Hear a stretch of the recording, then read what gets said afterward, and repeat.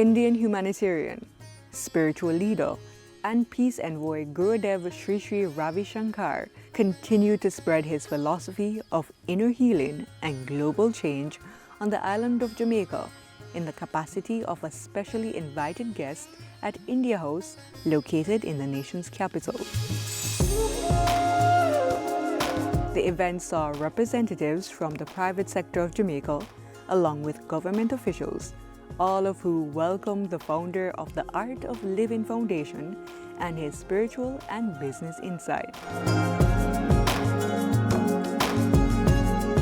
PBCJ now brings you highlights from the exclusive event with Gurudev Shri Ravi Shankar on business and ethics. Pleasant viewing.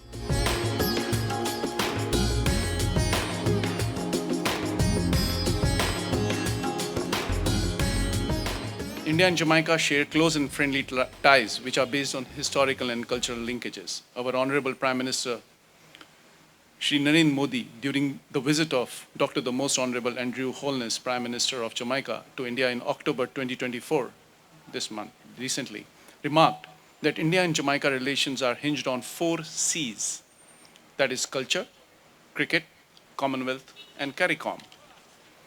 And at the recent CARICOM summit in Georgetown, our Prime Minister again talked about 7 pillars which links CARICOM region to India, that is capacity building, agriculture, renewable energy and climate change, innovation, technology and trade, cricket and culture, ocean economy, and medicine and healthcare. What is interesting is that this is an expansion of the acronym or the word CARICOM from our Prime Minister.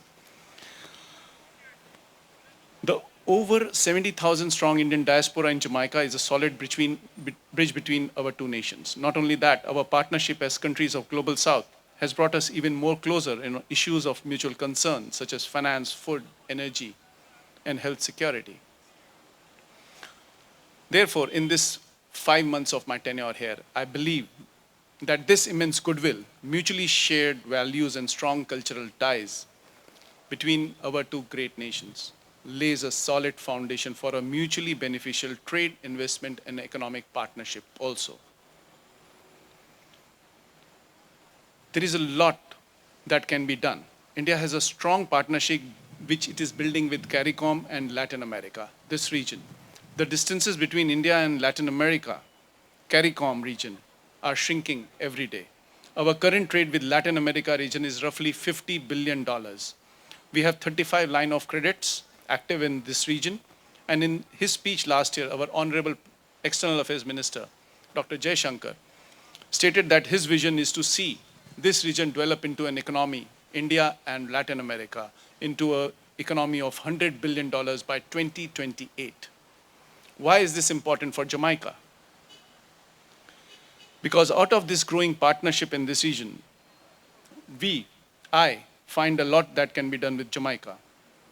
And certainly, Jamaica needs to be and will be a part of this opportunity and potential which we are looking at. We are looking at Jamaica, and Jamaica is ready to embrace India. The recent visit of Prime Minister Holness to India, the first ever bilateral visit of Jamaica's Prime Minister, triggered major things to come.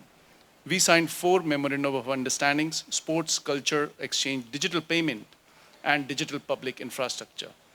In addition to that, artificial intelligence and digitization in India is rapidly gaining pace, and we see a lot of activity tending towards Latin America from India. Therefore, I urge all the business community present here today, all the Indian community present here today, senior officials and government, that we need to look at this opportunity and see how we can benefit in select sectors, not all, select sectors. The focus can be, for start, capacity building, education, healthcare, digital technology, hospitality management, and renewable energy. Let's work together and see how we can make the most benefit out of this opportunity. In conclusion, let us explore the synergies between our nations, invest in each other's strength, and build a partnership rooted in trust and shared values. I also look forward to the insights of Gurudev Shri Ravi Shankar ji to enlighten us today and provide a direction. Thank you so much, all of you. Have a wonderful evening. Wagwan. I especially want to welcome Gurudev Shri Ravi Shankar to the beautiful island of Jamaica.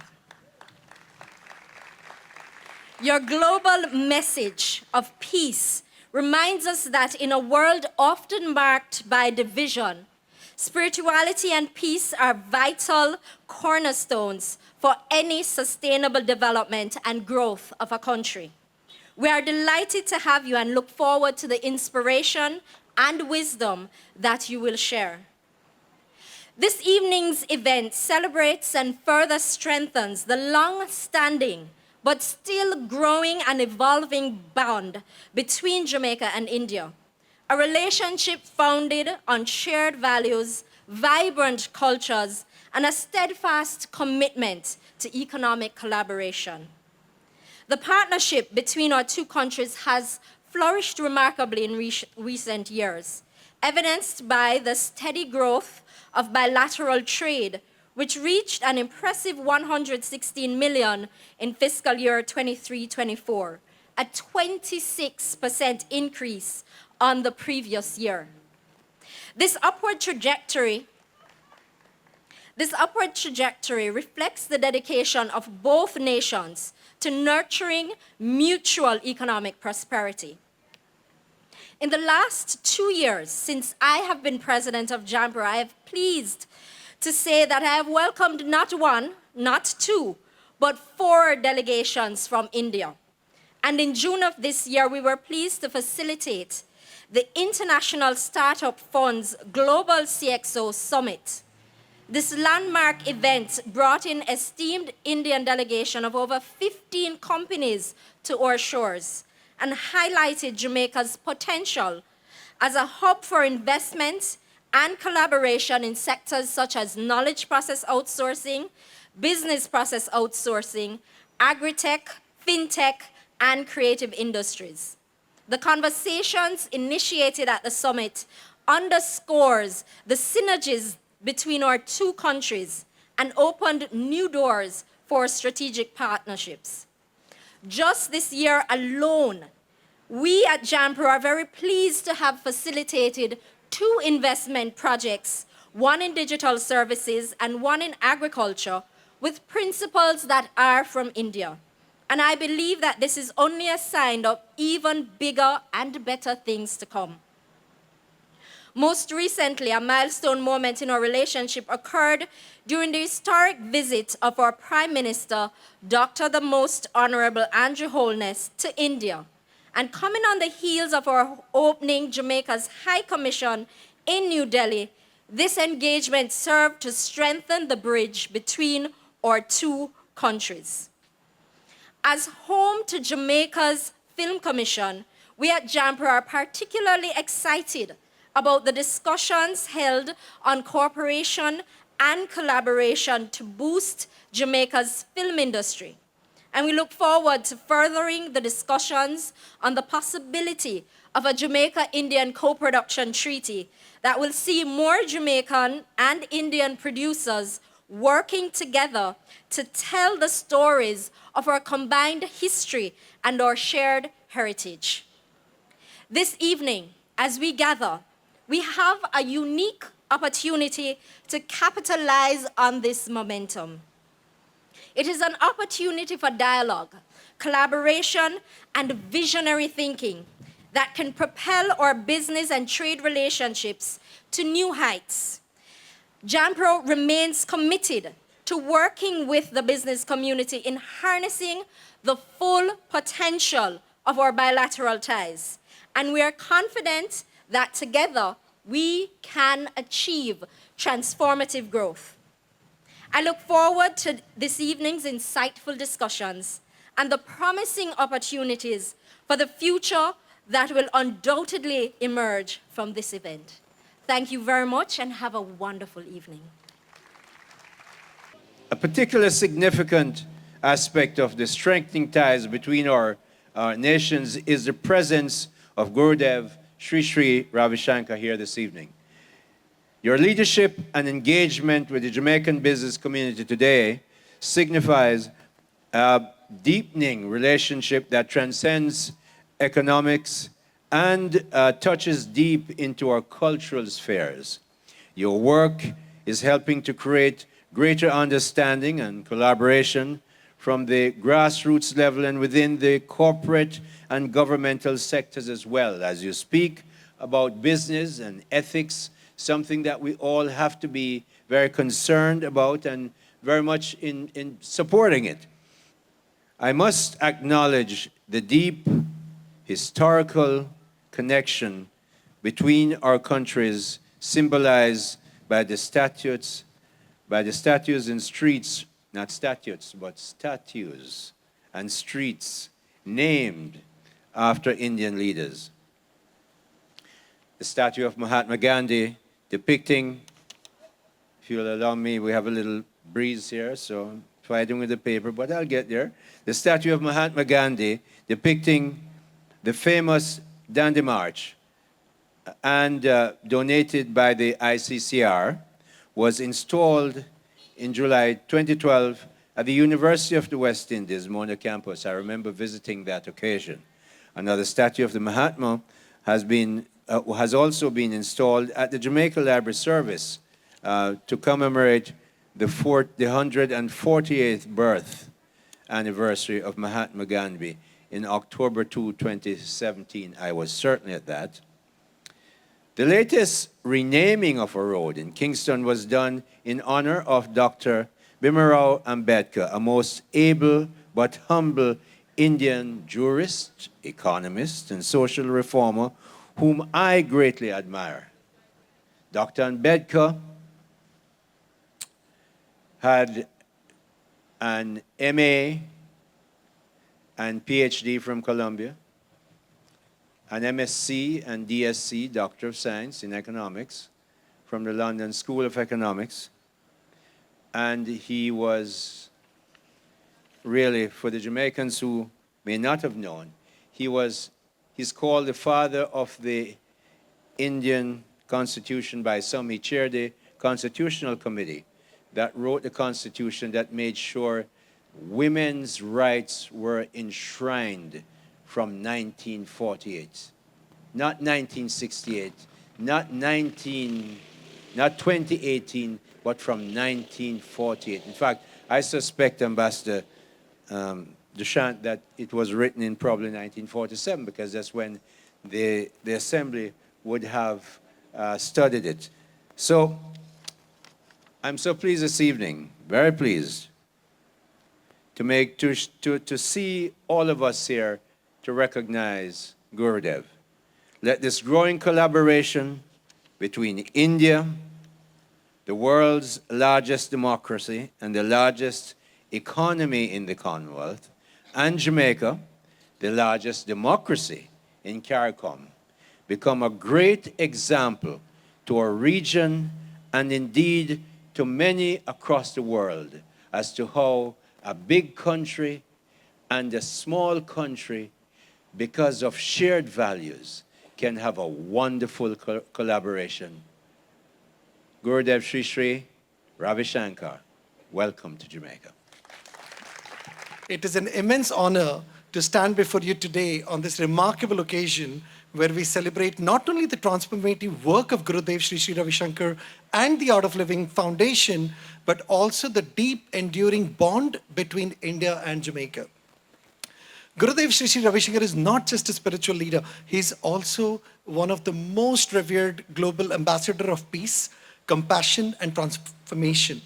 Through his vision and tireless efforts, the Art of Living Foundation, which originated in India, has touched the lives of over 500 million people across the world. From empowering individuals to fostering communities, Gurudev's message of unity and harmony resonates in every corner of the globe, including right here in Jamaica. As a proud Jamaican of Indian descent, it fills me with immense pride to witness how the teachings and practices of the Art of Living Foundation have found fertile ground in this wonderful Jamaica too. The foundation's work in stress management, mental wellness, and community building has transformed countless lives here and all across the world, bringing peace and purpose to many. Today is a particularly special day for all of us as we celebrate a historic moment. Gurudev Shri Shri Ravi Shankar has been awarded the key to the city of Kingston by Lord Mayor Councillor Andrew Straby. This recognition is a testament to his unparalleled contribution to humanity, his commitment to Jamaica, and the resonance of his teachings with the Jamaican spirit. Earlier today, Gurudev also met with the Most Honorable Prime Minister Andrew Holness, making another milestone in strengthening ties between Jamaica and India. It is with great joy that I also announce a significant partnership. Amber Group, in conjunction with the Art of Living Foundation, has presented a letter of intent for $5 million aid to the government of Jamaica. This initiative will focus on education, rural development, and prisoner rehabilitation, critical areas that will shape Jamaica's future for generations to come. This partnership is deeply personal for me. As the founder of the Amber Group, a conglomerate born out of the inspiration from the values of the Art of Living Foundation, I've always believed in aligning business success with service to humanity. From humble beginnings, Amber Group has grown to 13 companies operating in 100 countries. While we are proud of our business achievements, what truly defines us is our commitment to public service and community transformation, a vision rooted in Gurudev's teachings. Gurudev's visit to Jamaica has inspired hundreds of thousands of people, not just through his wisdom, but also through the meaningful conversations he has led on various platforms. His presence reminds us that greatness is measured not by what we achieve, but by the lives we uplift. To my Indian roots, I own my heritage, and to Jamaica, I own my opportunity. Together, they have shaped my identity as someone who strives to give back to the nation and the people that have given me so much. Ladies and gentlemen, let us all unite in celebrating the power of compassion, the strength in community, and the transformative vision of Gurudev Shri Shri Ravi Shankar. Let us work together to honor the ideals of one earth, one family, one future. It is my great honor to invite the host to present a beautiful video which represents the life and work of Gurudev. Thank you.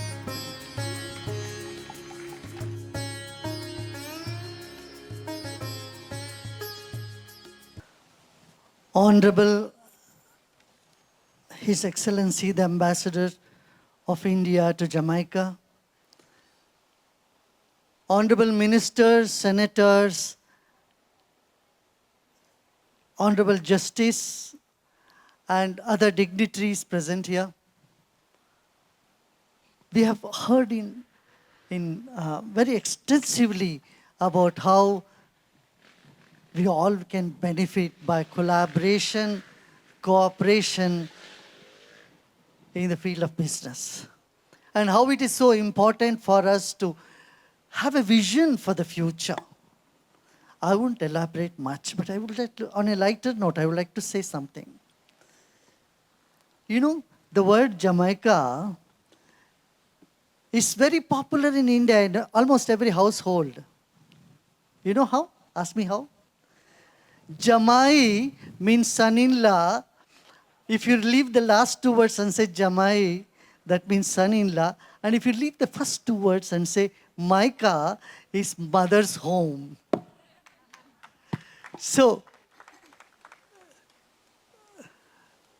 every village, people are very proud to invite their son-in-law home, and every girl wants to go to their mother's home. So in this sense, this word is very popular, very common, commonly used. Well, this morning when I met with the Prime Minister, I mentioned to him, no, I feel that I've just come to a room of my own family.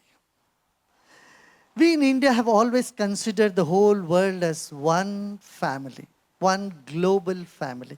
Call it Vasudhaiva Kutumbakam. This is the ideal with which we have grown up. We have heard that you should consider everyone is part of the family. We have always prayed, even in our prayers, they said, Sarve Jana Sukhino Bhavantu. May everyone be happy on this planet. This is the prayer you would see resonate in people of India. Well, we are all connected, we are all united. When it comes to business, let's be in business now. What is needed? Business has to work from head, not too much from the heart. Business is giving less and getting more. Otherwise, it's not business. You buy a banana for whatever, 20 cents, and you sell it for 25 cents. Right? So you are giving less and taking more. That is business. Service is you give more and take nothing or get a little bit something. You just receive thanks. They're completely opposite, but well, they are very complementary to each other. One you do with your heart, another you do with your head. And human life is a combination of both. Ethics is a subject of heart, but it also has a role to play with our minds. You don't want, being a businessman, you don't want your vendors to cheat you. And so we have to have the same yardstick for our customers. What you don't want your vendors to do to you, you don't do to your customer. This is the basic code, basic line of ethics. Ethics is very important business. Business thrives on disruption. There should be disruption in business. Disruption, development, dynamism be part of business. At the same time, compassion, concern, commitment is part of it too. If there is no commitment, you cannot have a successful business. So the commitment comes from a state of mind which has integrity, which have innovative spirit, and which is confident.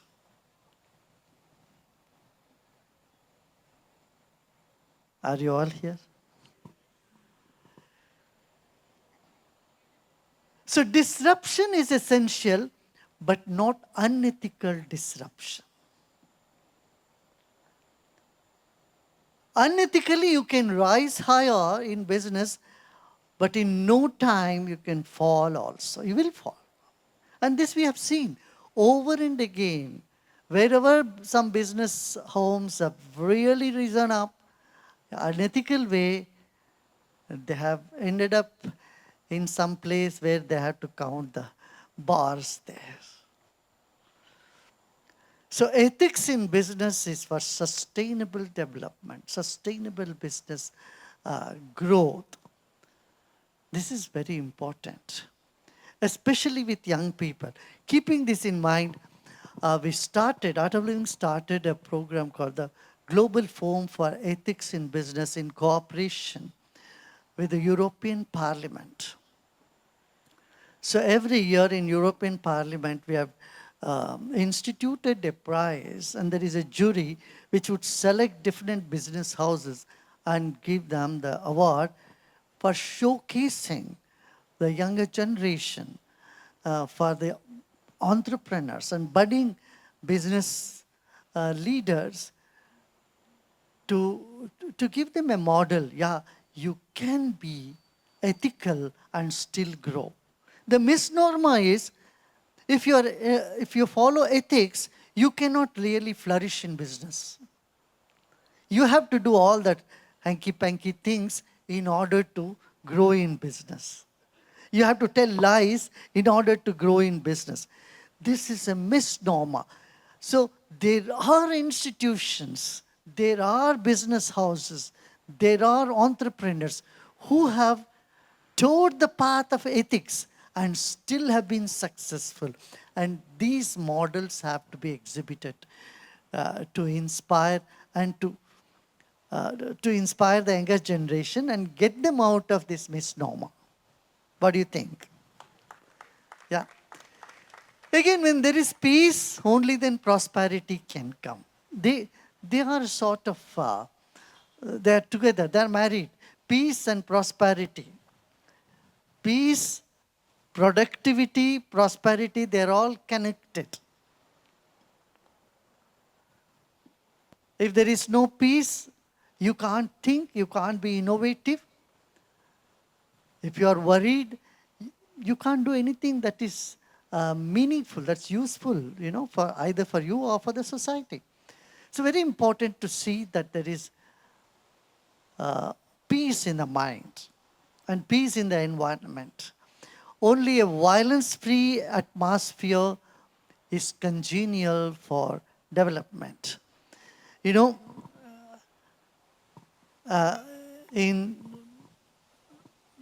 2010, 2014, 2010, 2011, 2012 and all, there are 200 districts in India which were much below poverty line, and development was nearly zero in these areas because we had different type of disturbances, as violence and all that.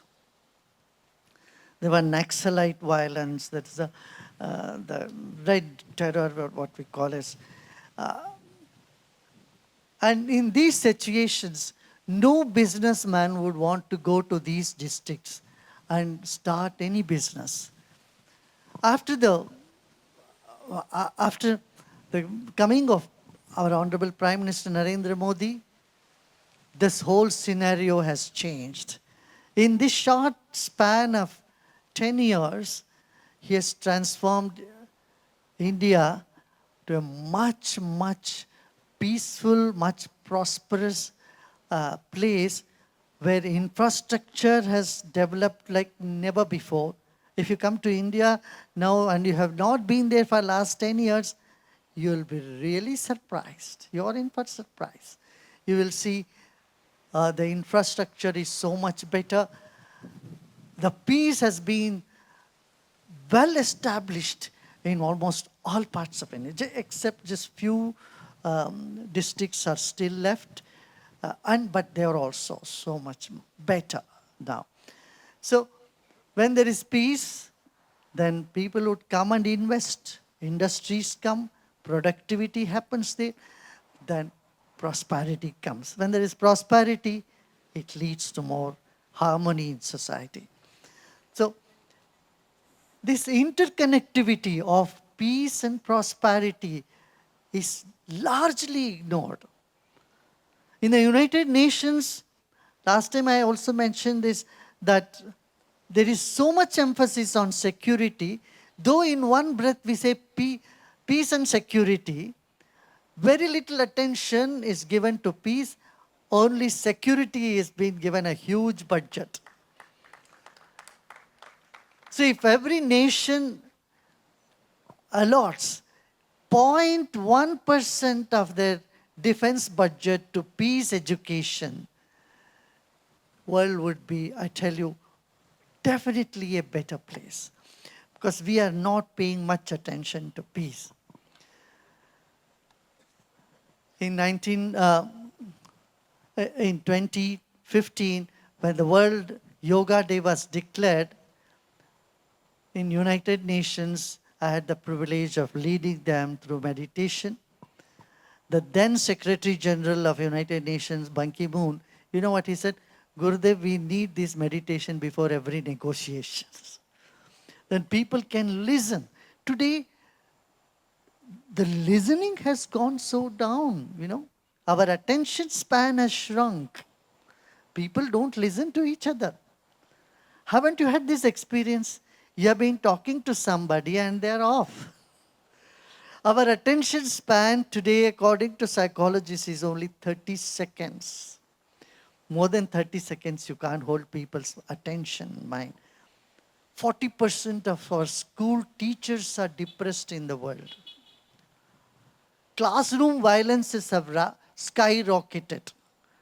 Domestic violence have tripled after COVID. In this state of affairs, how can we really create a happy society? The purpose of any business is to bring prosperity. And the purpose of prosperity is to bring happiness to individuals and society. If the prosperity doesn't bring happiness, you have good bed, but you have anxiety and sleeplessness. What's the point? You have good meal, but you can't eat. You have problem in digestion. And this is what is happening in the world today. Don't you agree with me? Where there is prosperity also, we are unable to see that there is happiness. We are unable to really enjoy what nature has given to us. This is such a beautiful country. So much richness of nature is here. If you observe the nature, your mind can become so calm and become pleasant. And you have a platform to serve the society. But when you are so stressed, you are caught up in your own aversions, cravings, and anger and hatred, nothing appears beautiful. Nothing appears good. Life appears to be a burden. Every 40 seconds, one person is committing suicide on the planet today. Mental health has become the biggest challenge world over. In Washington, D.C., all the government, all the buildings, business district buildings are all empty. Nobody there. Why no one wants to come and work from the office? When nobody wants to come to office and work in group, and we all confine ourselves to our gadgets into a limited sphere of social interaction, then loneliness is what we see as a result. Can you imagine? In spite of the superpower like United States of America, 44% of the population is feeling lonely. There's loneliness in this country. Just imagine how much it would be in many other parts of the world when there are many other challenges. In United Kingdom, for the first time, I would really appreciate UK for really opening the ministry of loneliness for the first time in the world, recognizing how important it is to address these challenges. Unless we address these challenges, we can't have prosperity. When we don't have prosperity, there is no happiness. And happiness being the real goal of any governance. The governance of the government is there to bring happiness, comfort to people. And it cannot just happen with giving them some money or welfare benefits. In the welfare should be included the mental health as well. Keeping this in view, the United Nations, the World Health Organization have declared 21st of December as World Meditation Day. Now, what is meditation do? Meditation calms the mind and helps one mentally, emotionally resilient. It helps one to recharge one's battery, so as to say. Meditation boosts our immune system 5 times. There are more than 100 research papers that has been published. And so this would help both the business community and the bureaucrat community to gear up to the challenges of today. And, to make our planet more healthy, happy, and beautiful. I know it's quite late now. With these few words, I thank you all for having me here and being here in this beautiful country, and to see you all, and is such a honor and such a pleasure for me. And I would like to welcome you all. Those of you who have never been to India, do visit India. I know my Honorable Senator has visited more than 100 times. He has already recommended many of you to, he has done the job which I wanted to say, and our Indian ambassador is here. He is going to provide visas and all that necessary thing. Thank you so much.